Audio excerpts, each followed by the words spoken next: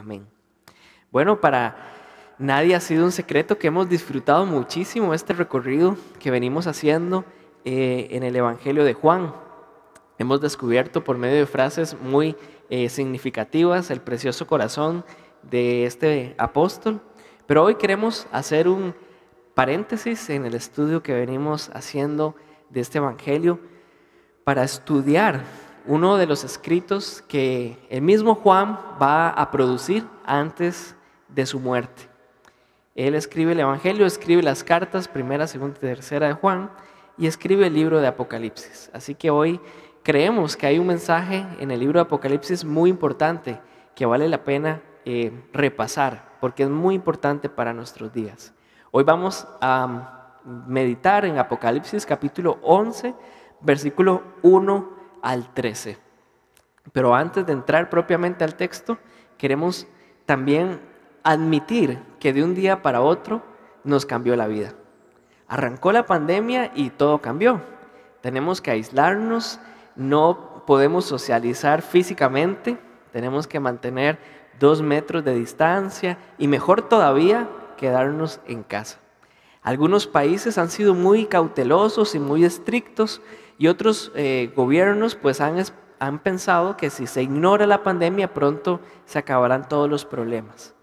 Las escuelas se cerraron, los estudiantes continúan aprendiendo a distancia, las reuniones familiares de amigos o grupos se están realizando en línea, los que pueden pues están trabajando desde su casa, otros en cambio se están reinventando para sobrevivir y algunos otros también en este momento no tienen trabajo o comida. Todo absolutamente ha cambiado y tenemos que adaptarnos. Las noticias la verdad que pueden infundir bastante temor. El número de casos y lamentablemente el número de muertos está subiendo. Hay que disminuir ese crecimiento, hay que desacelerarlo. Buscamos achatar de alguna forma esa curva para que los servicios hospitalarios no colapsen. Nos están pidiendo que nos lavemos las manos, que tengamos un protocolo para estornudar, para toser, que no toquemos nada y menos pues tocarnos la cara. Solo quedarnos en casa podría evitar este contagio tan vil y una multiplicación tan exponencial. Parece una película de ciencia ficción, ¿verdad? En varias noticias he escuchado cómo algunos periodistas describen estas escenas reales como algo apocalíptico, porque claro, hay películas de ciencia ficción y también películas autodenominadas cristianas que narran cosas terribles como si fueran sacadas del libro de Apocalipsis. Presentan al libro de Apocalipsis como un libro tenebroso y terrible, pero no hay nada más lejos de la realidad.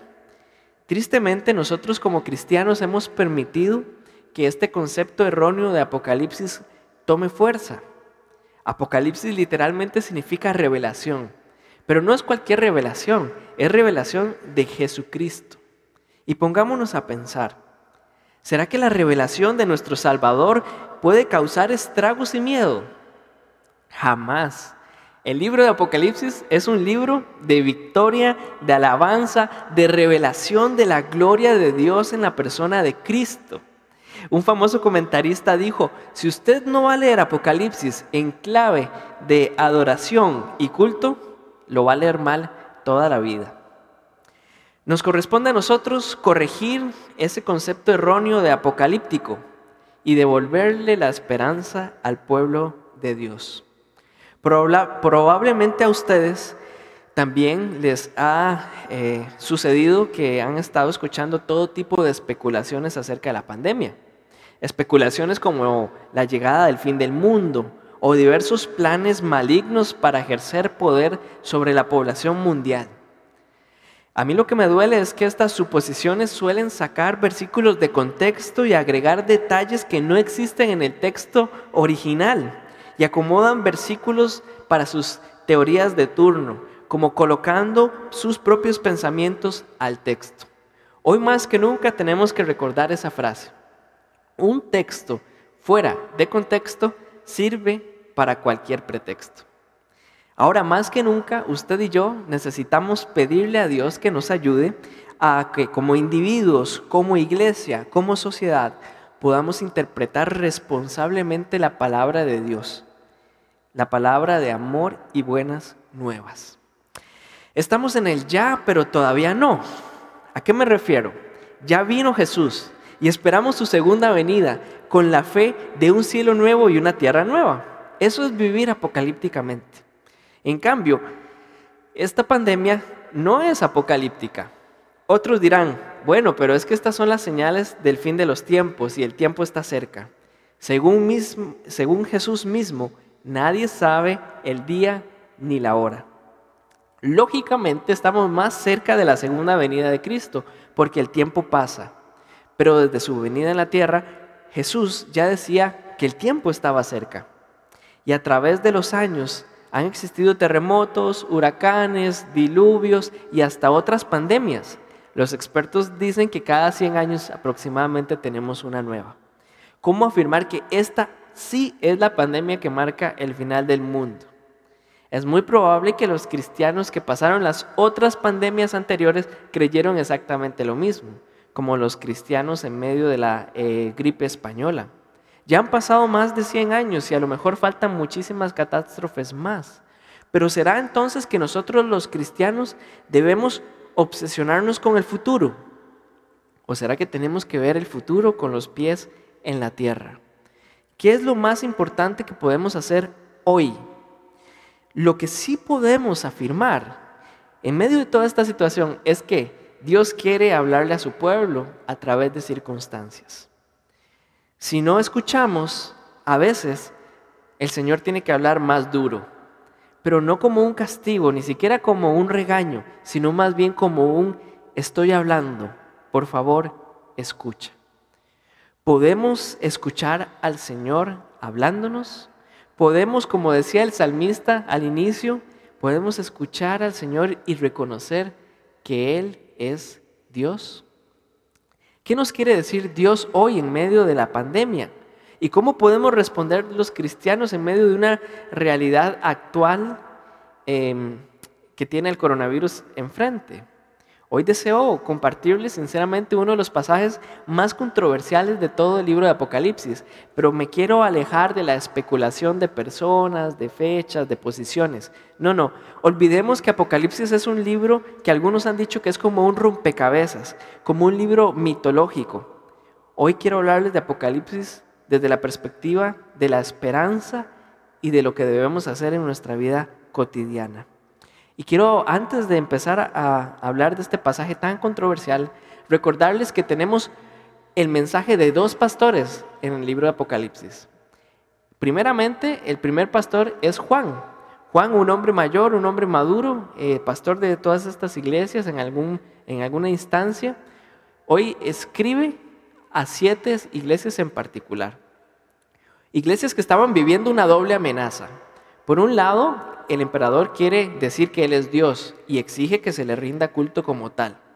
La iglesia, al ser la resistencia, puede verse en el peligro del martirio.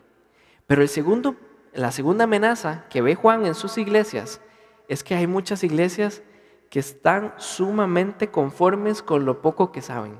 Están muy acomodadas al sistema. Por lo tanto, Juan escribe y es el primer pastor que vemos en el libro Apocalipsis. Pero el segundo pastor que vemos en el texto es el pastor de pastores, el príncipe de los pastores. Cristo Jesús nos habla a usted y a mí. Y este mensaje desde Patmos llega a ser muy importante para nuestra realidad. Así que vamos a concentrarnos en Apocalipsis capítulo 11, versículo 1 al 13. Históricamente, este texto tiene muchos retos de interpretación. Aún los que creen que debemos tomar literalmente este pasaje, o que los que piensan que este pasaje es solamente para el futuro, ven que realmente aquí hay un mensaje de vida y de testimonio de la iglesia hoy en día. Así que vamos a escarbar un poco para descubrir ese mensaje.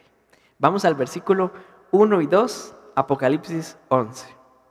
Dice el texto: se me dio una caña que servía para medir y se me ordenó: levántate y mide el templo de Dios y el altar, y calcula cuántos pueden adorar allí.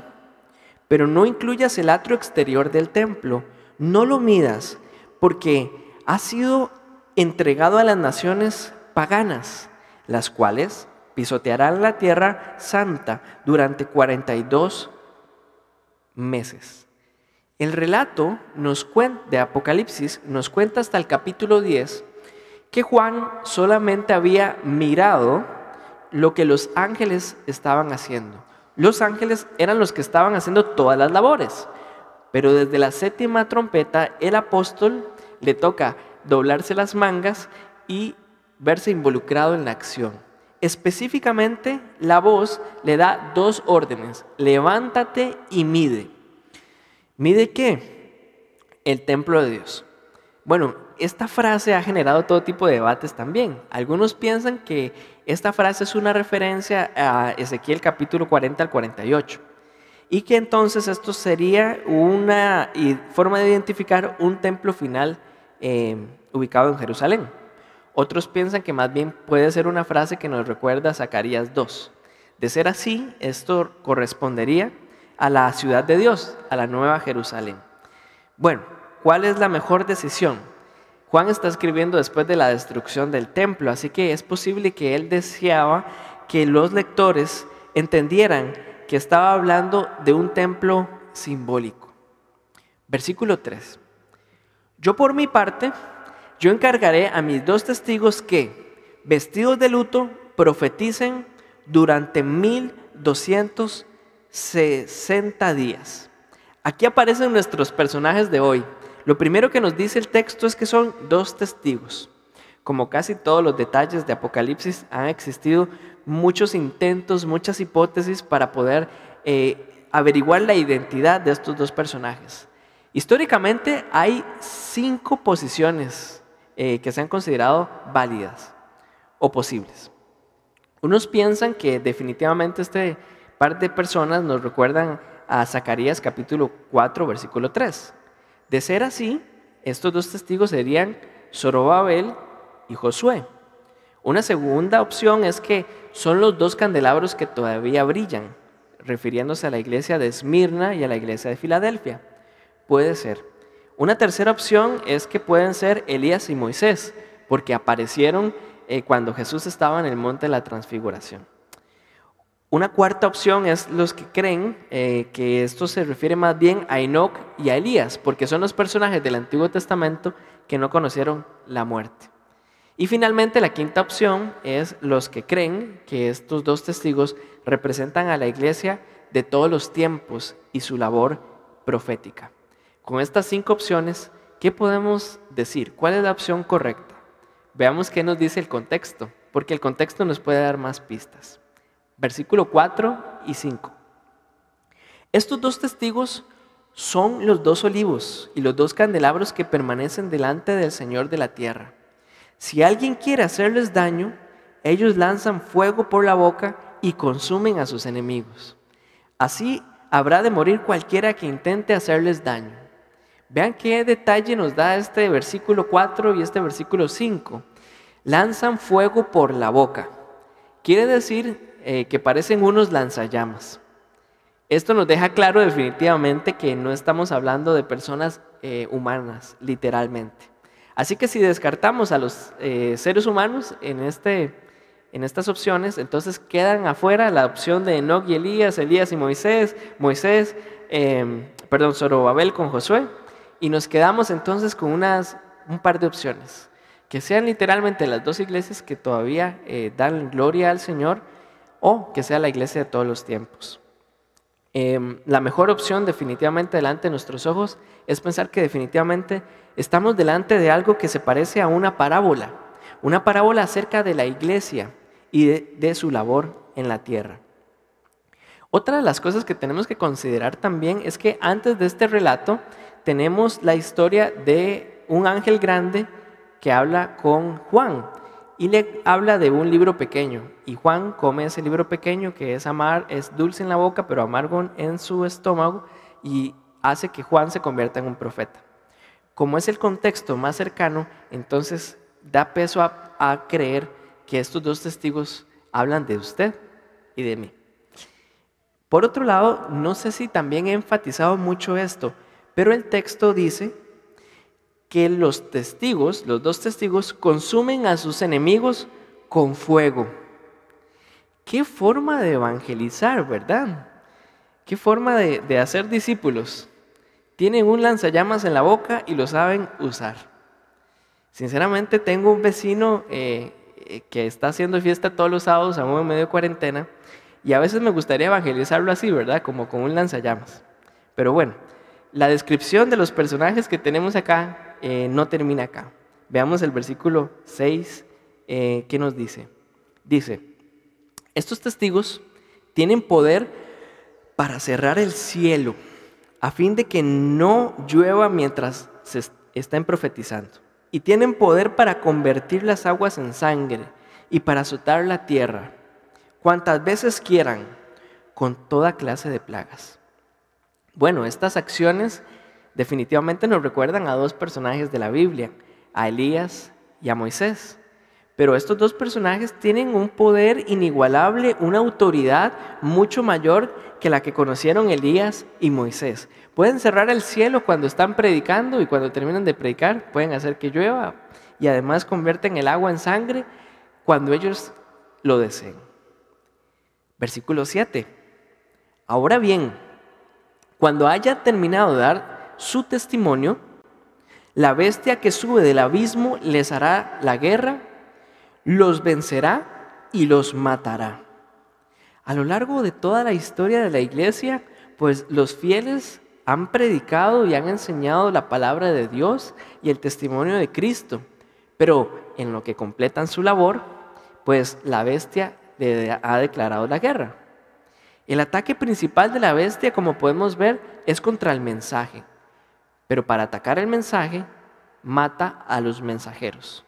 Mata a los mensajeros para silenciar la voz profética. La realidad del mundo actual nos hace ver que ya no existe algo como un país seguro. Ya sea en un país seguro o en un campo misionero hostil, siempre va a haber oposición al Evangelio. También hay que decir que, aunque este texto no es una predicción literal de que todo cristiano fiel morirá sufriendo martirio, sí nos hace ver que todo cristiano fiel debe estar preparado para morir. Y por otro lado, el pasaje nos refuerza una enseñanza fundamental. Dios tiene un tiempo para nuestro ministerio y Dios tiene un tiempo para nuestra vida. Definitivamente Él es soberano. Es Dios mismo quien por su propia voluntad pone fin al ministerio de estos dos testigos. Y después, ¿qué pasa en el texto? Veamos el versículo 8. Sus cadáveres quedarán tendidos en la plaza de la gran ciudad, llamada en sentido figurado Sodoma y Egipto, donde también fue crucificado su Señor. Podemos encontrar en este texto que hay una imagen muy cruel. Es más, yo podría decir que negarse a enterrar a un difunto era la mayor crueldad que podía existir en el mundo antiguo de Medio Oriente. Lo que tenemos acá es una escena desoladora, en plena plaza pública, y no quieren enterrar a estos dos testigos, lo cual significa una crueldad bastante grave. En lugar de un funeral, tenemos algo que se vuelve un espectáculo. Pero ¿quiénes son los que asisten a este espectáculo? ¿Y en dónde se da este espectáculo? Primero hablamos del lugar. Como dice el mismo texto en sentido figurado, este texto nos hace memoria de Sodoma y Egipto, dos ciudades que sufrieron un castigo tremendo. Pero además nos dice que el lugar es donde Cristo fue crucificado, Jerusalén. Así que quiere asociar que lo que pasó en Sodoma va a pasar también en Jerusalén. La ciudad que era santa definitivamente le dio la espalda al Mesías. ¿Y quiénes están en este cruel espectáculo? Versículo 9. Y gente de todo pueblo, tribu, lengua y nación contemplará sus cadáveres por 3 días y medio y no permitirá que se les dé sepultura. Estas personas representan al mundo que está en contra de los santos. Y la cantidad de personas parece indicar que ellos no vinieron solamente a ver 2 cadáveres, ellos vinieron a ver la muerte de la iglesia. Versículo 11. ¿Qué más podemos ver de esta escena? Los habitantes de la tierra se alegrarán de su muerte y harán fiesta e intercambiarán regalos, porque estos 2 profetas les estaban haciendo la vida imposible. Bueno, ¿quiénes son esos habitantes de la tierra? ¿Qué significa esa frase?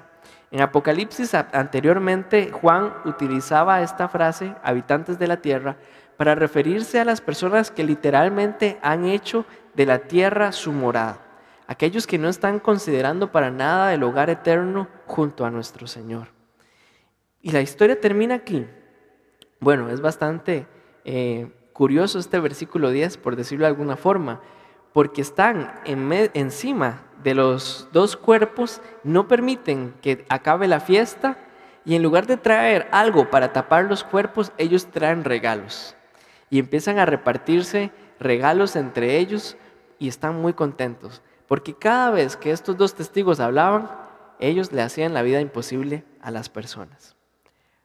¿Será que esto es el panorama triste que pasa para la iglesia? Versículo 11. La historia no termina aquí. Pasados los 3 días y medio, entró en ellos un aliento de vida enviado por Dios, y se pusieron en pie. Y quienes los observaron quedaron sobrecogidos de terror. Este versículo 11 nos conecta con lo que pasó allá en Génesis, en el Edén. El Señor toma al primer hombre, sopla aliento de vida sobre él y empieza la historia de la humanidad. Ahora el Señor, después de 3 días y medio, sopla aliento de vida sobre estos 2 testigos y en plena fiesta, en plena charanga, como decimos, se ponen de pie y la gente se queda totalmente poseída de terror, de miedo, de ver que después de 3 días y medio se levantan. Claramente tenemos una imagen aquí muy potente, ¿verdad? Nuestro Señor se levanta al tercer día. De pronto, después del tercer día, ellos se burlaban de estos 2 testigos. No, ni Dios los puede levantar de la muerte. Pero después de una fecha que ellos no se esperaban, en plena fiesta, tenemos de nuevo a nuestros 2 testigos. Versículo 12 y 13, que es donde me quiero centrar más en esta mañana. Entonces, los 2 testigos oyeron una voz potente del cielo que les decía: suban acá.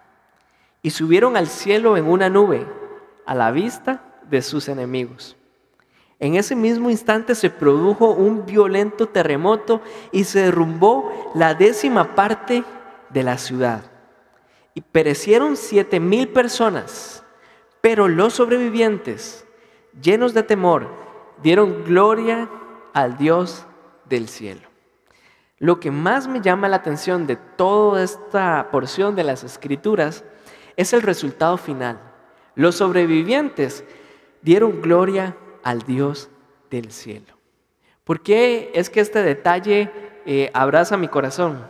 Porque ni la 6ª trompeta con sus 200 millones de dragones, ni las 6 primeras trompetas juntas lograron ningún cambio positivo en los sobrevivientes.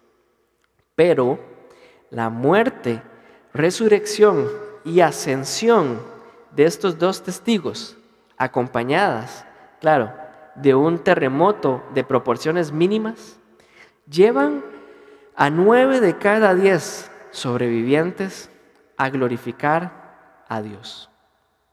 Bueno, estos resultados positivos tenemos que interpretarlos al interior de lo que parece ser esta parábola. No se trata de una profecía que predice la conversión masiva literal del 90% de la humanidad. Si esto fuera así, pues el resto del libro de Apocalipsis sería bastante diferente. Lo que Juan nos está revelando en esta parábola es el secreto del testimonio eficaz del cristiano aún en medio del dolor. Nuestra esperanza no está en nuestro poder, no está en nuestra capacidad por soplar fuego, no está en nuestra capacidad de atormentar a la tierra. Este pasaje nos enseña que la esperanza cristiana se convierte en una fuerza profética cuando estamos dispuestos a llevar el evangelio aún hasta las últimas consecuencias. Estos dos testigos, después de manejar poderes casi mágicos, no logran nada para el reino de Dios. Más bien, estos dos profetas anónimos sufren su más drástica derrota cuando tenían todos estos recursos sobrenaturales. Su anterior éxito resulta ser un fracaso, pero su derrota humillante resulta en una gran victoria. La iglesia evangélica en Latinoamérica ha crecido muchísimo. En Costa Rica no hemos tenido la excepción. Ha crecido tanto que empezamos a darnos cuenta de que como población religiosa tenemos un gran impacto. Podemos convertirnos hasta una institución social con mucho músculo. Queremos tener ministros y presidentes cristianos. Queremos tener canales de televisión, emisoras de radio, periódicos e inclusive dominar la opinión pública en redes sociales.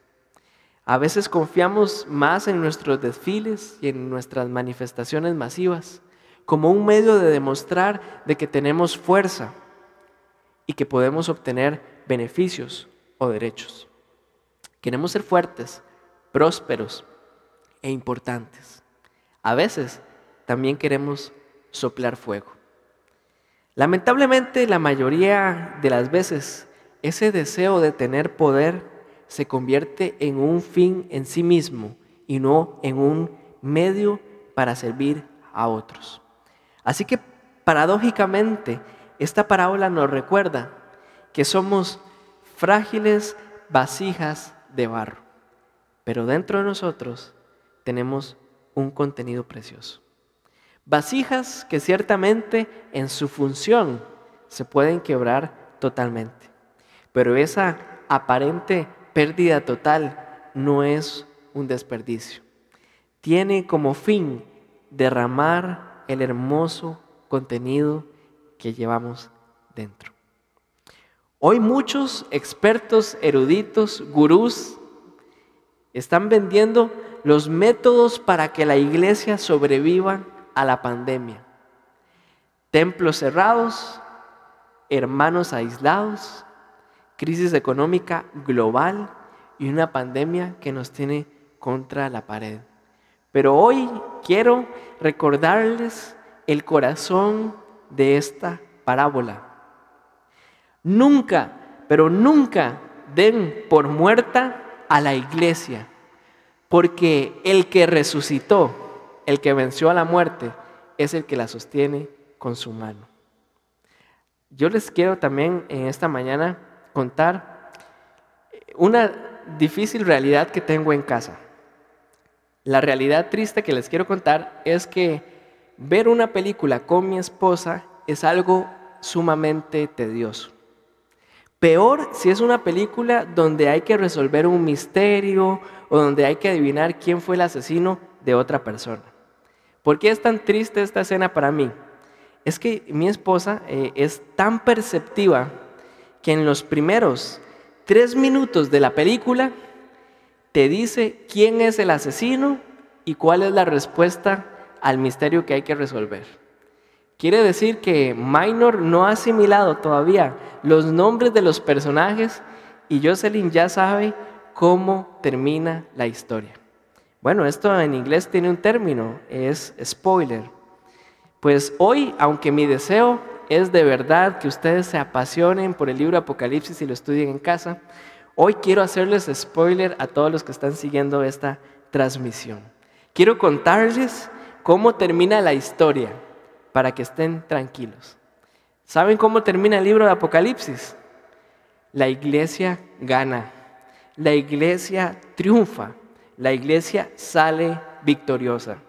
No por sus méritos, claramente, pero les cuento el final. Ni las trompetas, ni los sellos, ni los caballos, ni la bestia que sale del mar, ni la bestia que sale de la tierra, ni la gran ramera pueden separar a Cristo de su novia. La iglesia hace su labor profética, anuncia el regreso de su amado y el novio, de hecho, regresa con poder y gloria. Y la novia se deleita de la radiante gracia de la presencia de su amado por toda la eternidad. Así termina. Podemos estar seguros, podemos estar confiados. Así que, ¿cuál es nuestra labor? Esta parábola nos recuerda cuál es nuestra labor. Nuestra labor es anunciar a Cristo. No nos distraigamos con fábulas. No invirtamos tanto tiempo en pensar de que posiblemente esto sea verdad o posiblemente no sea verdad, puede pasar esto o puede pasar el otro. Disfrutemos y compartamos a Cristo. Usted y yo tenemos muchísimos recursos a mano.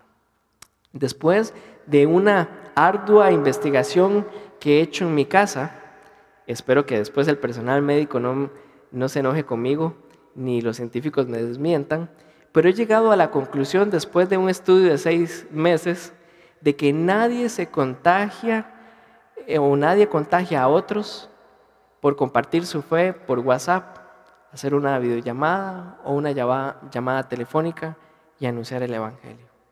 Aprovechemos todo lo que tenemos a mano para compartir nuestra esperanza gloriosa. Y les quiero hacer una advertencia. Cuando nosotros queremos cumplir nuestra labor profética y anunciar a Cristo hasta la última consecuencia, vamos a encontrar oposición. Vamos a encontrar poca popularidad, pero no importa. Pronto nos encontraremos con nuestro amado. Nadie puede decir el día ni la hora. Ni Cristo mismo se aventuró a hacer eso. Pero nosotros hoy viviremos como si nuestro amado viniera hoy mismo. Hay desesperanza y malas noticias por todo lado. Inclusive nosotros podemos ser frágiles a todas las noticias que nos envuelven. Pero dentro de nosotros hay un mensaje de paz. Hay paz entre Dios y los hombres por medio de Cristo Jesús. Hoy es un día de gracia. Hoy es un día de salvación. Hoy es un día que recordamos que la bestia no gana, la muerte no gana, el mundo no gana. Cristo ganó en la cruz y tenemos esperanza. Esta es nuestra gran revelación. La iglesia vive porque Él vive. ¿Cómo no vamos a cantar? ¿Cómo no vamos a alabar? ¿Cómo no vamos a bendecir su nombre? Si tenemos un precioso intercambio. Él cambió nuestro dolor, nuestra desesperanza, nuestro pecado, por su gracia, por su amor, por su misericordia. ¿Les parece si por un momento escuchamos esta canción? Cargó mi maldad sobre él,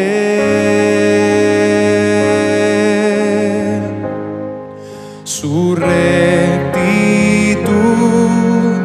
por la fe mía es.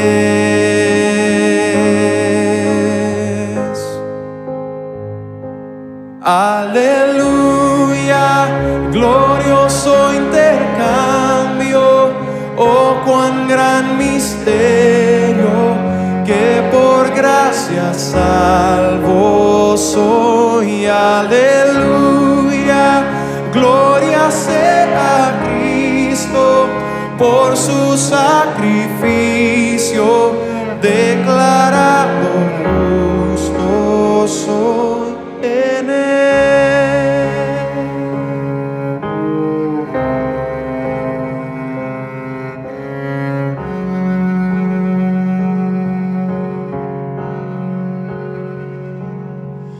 ¿Cómo es posible que en Jesús, como a su Hijo, Él me recibió? Y su nombre llevo hoy, su perfecta vida de obediencia al Padre, al yo creer, Él me otorgó y perdón me dio. Pues cargó mi maldad sobre Él, su rectitud por la fe mía es.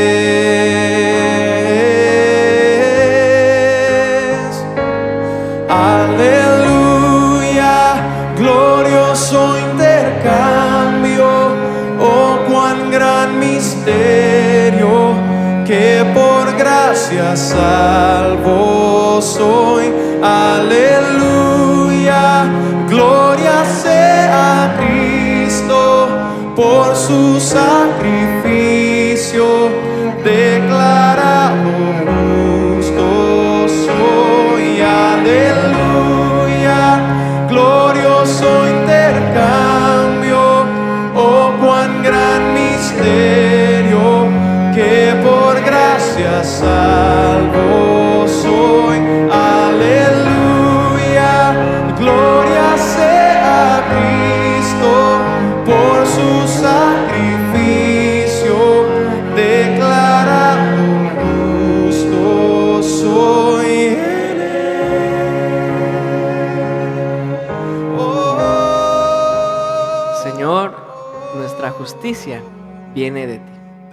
Nuestra vitalidad viene de ti. Nuestra vida espiritual viene de ti. Nuestro futuro viene de ti. Por eso damos honra, gloria, alabanza a tu precioso nombre. Gracias porque no lo merecíamos. Antes no éramos ni pueblo. Estábamos lejos en nuestros crímenes, pecados.